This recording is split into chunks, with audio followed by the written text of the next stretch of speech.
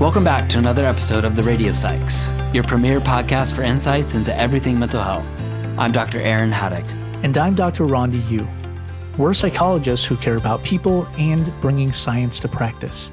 And we're so glad to have you join us.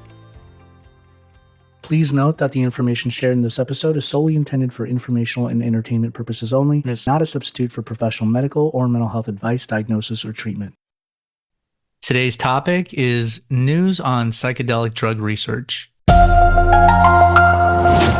We're coming to you live from the Information Superhighway. Man, that's like something people said in the 90s. Last time the term information superhighway was widely used, it took forever to download anything. How about we're coming to you live from cyberspace? Are we astronauts from the future?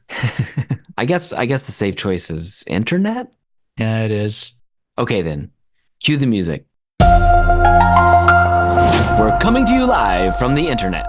Our top story for this podcast is understanding where we're at with psychedelic drug research.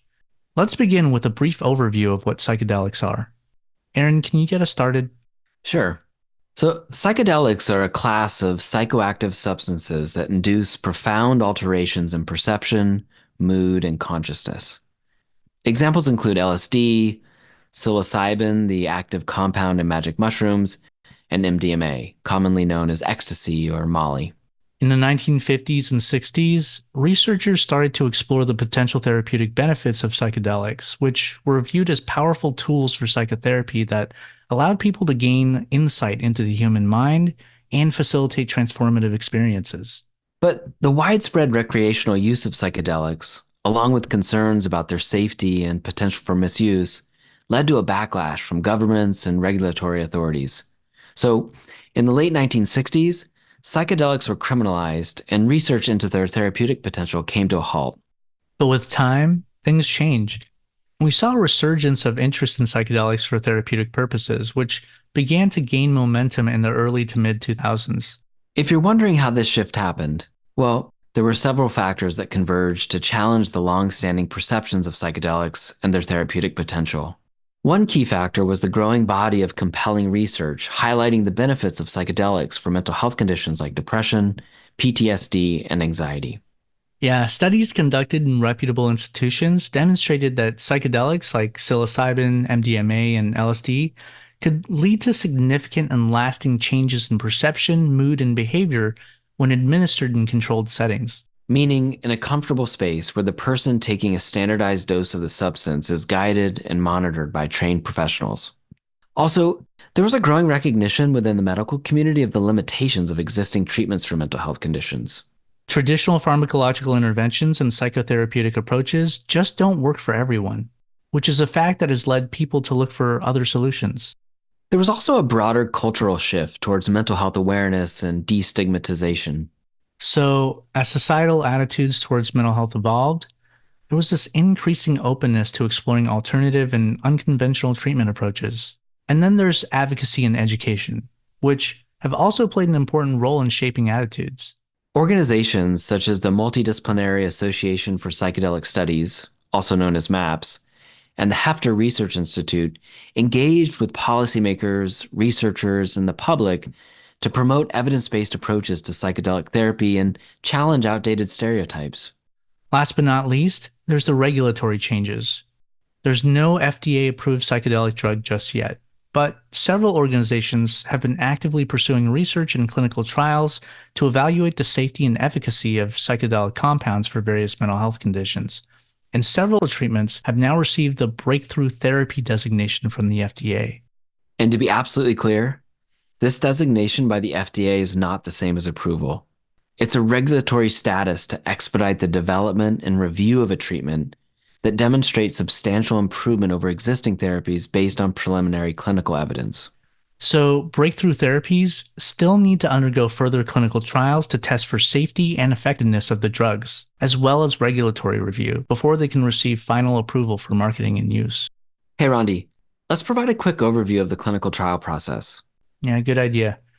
Typically, clinical trials are conducted in several phases, each of which serves a particular purpose. It starts with phase 1, which are trials that usually involve a small group of healthy volunteers and focus on evaluating the treatment's safety and determining the appropriate range for dosage. In phase 2, we usually see a larger group of participants that have the condition that the treatment is intended to treat. These trials focus on collecting preliminary data about its effectiveness and further evaluating its safety. Phase 2 trials may also provide information about optimal dosage and potential side effects. Right. Now, in phase 3, these trials are large-scale studies that involve an extensive group of participants, often spanning multiple locations. The goal of phase 3 is to confirm the treatment's effectiveness, monitor side effects, and compare the new treatment to existing treatments or a placebo. The data from phase 3 trials are super important for regulatory approval. Normally, if everything looks good here, approval may be granted, and the treatment can then be marketed and made available to the public. Finally, there's phase 4 trials, which occur after a treatment has been approved and made available to the public. The goal here is to monitor the treatment's safety and effectiveness in real-world settings and identify any rare or long-term side effects that were not apparent in earlier phases. As of right now, in the first half of 2024, several companies have made notable strides in psychedelic medicine. One such example is Compass Pathways, a mental health care company focused on developing psilocybin therapy for treatment-resistant depression. They are currently in phase 3 of their study of psilocybin for depression. Another company is one we mentioned earlier, MAPS, which has been conducting clinical trials investigating the use of MDMA-assisted therapy for post-traumatic stress disorder, or PTSD. Their treatment received breakthrough therapy status from the FDA. And some of you may have heard of Mind Medicine, also known as MindMed, a biopharmaceutical company that has been conducting clinical trials on various psychedelic compounds for the treatment of anxiety and ADHD. Their research is still in the early stages, but they've received quite a bit of attention recently when their LSD formulation for generalized anxiety disorder received breakthrough therapy designation from the FDA. It feels like we're witnessing the possible dawn of a new era in mental health treatment, doesn't it? Yeah, it does. Are we standing at the threshold of a possible renaissance in mental health care? Time and more research will tell. So, as interest in the psychedelic therapy continues to grow, it'll be important for all of us to stay informed about the latest developments and findings. I agree. Staying informed means empowering ourselves with knowledge and understanding of the potential benefits and risks so that we can make informed decisions about treatment options, as well as contribute to the fostering of a supportive and inclusive society for people living with mental health challenges. And that's it for us today. Thank you for joining us on this trip through the world of psychedelic treatment research. We hope that the information we've shared has been enlightening and informative. If you'd like to hear more about psychedelic therapy or some other mental health related topic, we want to hear from you. Send us your comments and suggestions. And if you like our content, don't forget to subscribe if you haven't already. Take care and be well, everybody. Take care and be well.